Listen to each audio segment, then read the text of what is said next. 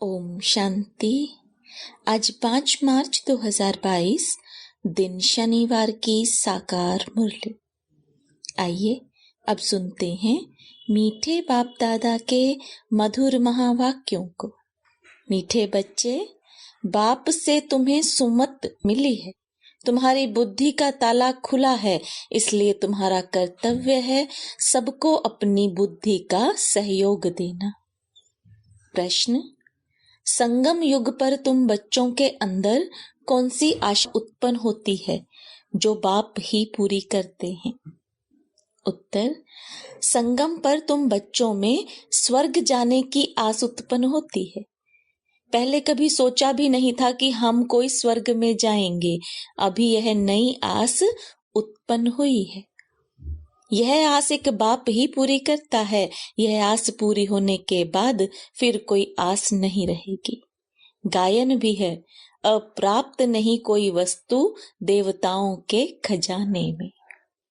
गीत: आखिर वह दिन आया आज। ओम शांति। सभी भक्तों के लिए जरूर कोई दिन आना है। सब भगवान को ही याद करते हैं, बाकी सभी हैं सीताएं, भक्तियां, सभी दुखी हैं। याद करते करते आखिर वह दिन आता है जबकि बाप आकर हाथ पकड़ते हैं। उनको खिवैया, बागवान, पतित पावन भी कहा जाता है। अब बच्चे जानते हैं हमने एक का हाथ पकड़ा है। नास्तिक से आस्तिक बने हैं। बाप ने बच्चों को अपना परिचय दे अपना बनाया है वर्षा देने के लिए। बाप से ही वर्षा मिलता है ना। अब यह है बेहद का बाप, परम पिता। इसलिए सब बच्चे जो भक्त हैं वे सब उनको याद करते हैं, परंतु यह बात भक्त नहीं समझते। कितना धूमधाम से बाजे गाजे बजाते तीर्थों पर जाते हैं, कुंभ के मेले लगते हैं, वेद शास्त्र आदि पढ़ते हैं। यह सब है भक्ति मार्ग की सामग्री। इसलिए भगवान को याद करते हैं कि वह आकर इस दुर्गति से छुड़ाए। पुकारते रहते हैं, परंतु बाप का किसी को पता नहीं। जिसको बाप का पता ना हो वह जैसे बच्चा ही नहीं। बाप को ना जानने कारण, नास्तिक बनने कारण दुख ही दुख है। बाप का बच्चा बनने से सदा सुख ही सुख है। बाप है स्वर्ग का रचयिता। वहां सभी तो नहीं चलेंगे, लिमिटेड नंबर ही आएंगे बाप से वर्षा लेने। बाकी सब धर्म वाले मुक्ति का वर्षा लेने आते हैं। लेना सबको बाप से ही है। बाप कहते हैं, अभी मैं तुमको सहजते सहज बात समझाता हूं, बस मुझ अपने बाप को याद करो। और यह बाप ही समझाते हैं कि 5000 वर्ष पहले भी तुम मिले थे, हर 5000 वर्ष के बाद मिलते रहेंगे। अपने लिए तो जैसे पुरानी बात है, कल्प कल्प तुम राज्य गंवाते हो और फिर पाते हो। 84 जन्म तुम ही लेते हो। यह है बहुत जन्मों के अंत का जन्म। तुम समझते हो हम पहले क्षीर सागर में थे, फिर आकर विषय सागर में फंसे। क्षीर सागर व विषय सागर कोई है नहीं, परंतु पावन थे। फिर माया रावण ने पतित बनाया। अब फिर बाप पावन बनाने आए हैं। गीत में भी कहते हैं, आखिर वह दिन आया आज। भक्ति मार्ग में तुमको कोई यह आस नहीं थी कि हम स्वर्ग के मालिक बने। यह बात तो बुद्धि में थी ही नहीं। यह बाबा भी बहुत गीता पढ़ते थे, सुनते थे, परंतु यह आस नहीं थी कि हम राजयोग सीख नर से नारायण बनेंगे। तो अनायास ही बाप ने आकर प्रवेश किया।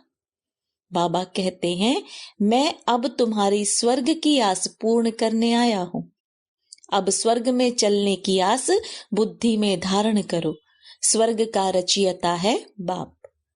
वह बहुत सहज रीति बैठ समझाते हैं। हाँ, काम महाशत्रु है, यह तो सन्यासी भी कहते हैं। इसलिए घर बार छोड़ देते हैं। वह तो हुई 1-2 की बात। उनका निवृत्ति मार्ग का पाठ ड्रामा में है। है तो वह भी भगत, गॉड फादर कहते हैं, लेकिन वह कौन है यह नहीं जानते। फिर कहते हैं भज राधे गोविंद। किसको भजे? कृष्ण का नाम फिर गोविंद रख दिया है। जो सुना है वह लिख दिया है, भला गोविंद किसको कहें? गौओं को चराने वाला, मुरली सुनाने वाला तो एक बाप ही है भी ह्यूमन गौ की बात। आगे तुम भी कुछ नहीं समझते थे, अभी बाप ने आकर सुमत दी है। माया रावण कुमत देते हैं, बाप सुमत देते हैं। सुमत है शिव बाबा की और कुमत है रावण की।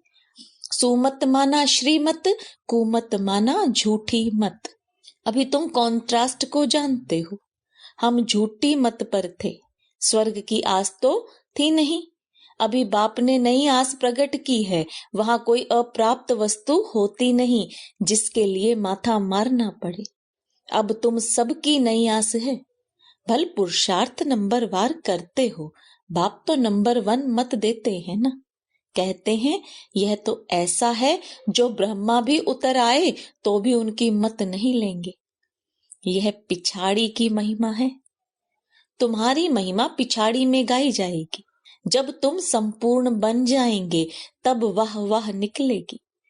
अभी तो चढ़ते गिरते रहते हैं, अभी अभी खुशी में नाचते, अभी अभी मुर्दा बन पड़ते। माया भिन्न भिन्न प्रकार से ठोकर मार देती है, कहाँ ना कहाँ सूत मुझा देती है।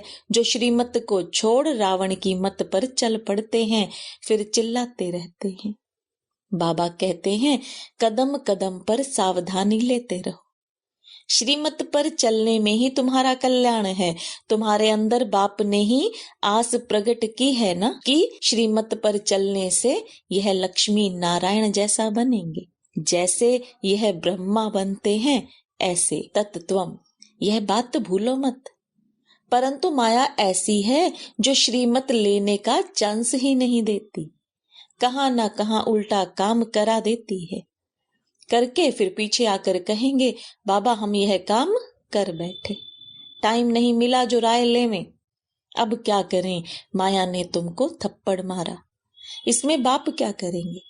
हर बात में कदम कदम पर बड़ी सावधानी चाहिए। सन्यासी कभी नहीं कहेंगे स्त्री पुरुष इकट्ठे रह पवित्र रह सकते हैं, इसमें युक्तियां बहुत हैं। ब्रह्मा कुमार कुमारी कहलाना कितनी बड़ी युक्ति है। तुम बच्चे ब्राह्मण ब्राह्मणियां बनते हो तो कहाँ कुल को कलंक नहीं लगाना। बहन भाई का नाता कभी उल्टा नहीं होता। लो नहीं जो बहन भाई आपस में शादी करें, यहाँ तो सब भाई बहन हो जाते हैं। इस पर वो लोग हंसते हैं कि यह फिर कहाँ का रिवाज है, यह तो है ही नहीं बात। ऐसी राय कभी कोई दे ना सके। कोई पूछे तुम बीके हो तो भाई बहन हो गए, तो बुद्धि में बिठाना है, क्योंकि सबकी बुद्धि का ताला बंद है। पत्थर बुद्धि है तो तुमको उनकी बुद्धि का ताला खोलना चाहिए। ढेर के ढेर सेंटर्स हैं, उनमें सभी अपने को ब्रह्मा कुमार कुमारी कहलाते हैं, तो भाई बहन ठहरे ना। वह क्रिमिनल असॉल्ट कर ना सके, इम्पॉसिबल है। यह तो नई रचना है ईश्वर की। वह कहते हैं गीता में तो कभी सुना नहीं है। बाप कहते हैं यह तो मैं तुमको सिखलाता हूँ, फिर तो न शिव बाबा होगा न बीके होंगे। यह ज्ञान प्राय लोप हो जाएगा, फिर कहाँ सुन सकेंगे। अभी मैं तुमको राजयोग सिखला रहा हूँ।